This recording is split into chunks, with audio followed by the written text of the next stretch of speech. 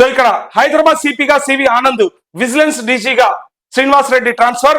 So ACB డీజీగా విజయ్ కుమార్, తెలంగాణలో 5 IPS ల బదిలీ అంటూ తెలంగాణ ఏసీబీ డీజీగా పనిచేస్తున్న సివి ఆనంద్ ను హైదరాబాద్ సిపిగా బదిలీ చేశారు. రాష్ట్రంలో 5 IPS లను ట్రాన్స్ఫర్ చేస్తూ సిఎస్ శాంతి కుమారి ఉత్తర్వులు జారీ చేశారంటూ ఇక పోలీసుల ట్రాన్స్ఫర్లు ఎందుకైతే మనందరికీ తెలుసు. వాళ్ళ పనులు అంటే అధికారంలో ఉన్నటువంటి పార్టీ ప్రభుత్వం పనులను చక్కబెట్టేందుకో, సరి చేసేందుకో, లేకపోతే స్పీడప్ చేసేందుకో వాళ్ళకు అనుకూలంగా పనిచేయాల్సినటువంటి ఆఫీసర్లు ఎవరైతే ఉంటారో వాళ్ళని తెచ్చుకొని ఇక మాకు సపోర్ట్ గా పనిచేస్తారనే నమ్మకంతో తెచ్చుకుంటారు. ప్రతిసారి ఇది ప్రభుత్వం మారినప్పుడల్లా ఇది కామన్ తంతు, ఇది రెగ్యులర్ గా జరిగేదే.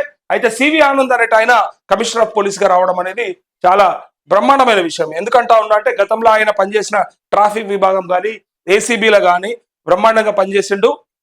మంచి అధికారి అనే పేరున్నది. అందుకోసం అట్లాంటి అధికారి హైదరాబాద్ కమిషనర్ ఆఫ్ పోలీస్ గా ఉండడం అనేది చాలా మంచిది. మేబీ చాలా చేంజెస్ కూడా రావచ్చు కూడా.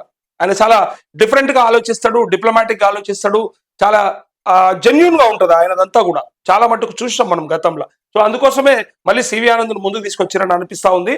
మరి ఇది రేవంత్ రెడ్డికి ఉపయోగపడుతుందా లేదంటే ఎట్లా ఉంటది అనేది కూడా మనం చూస్తాం భవిష్యత్తులో.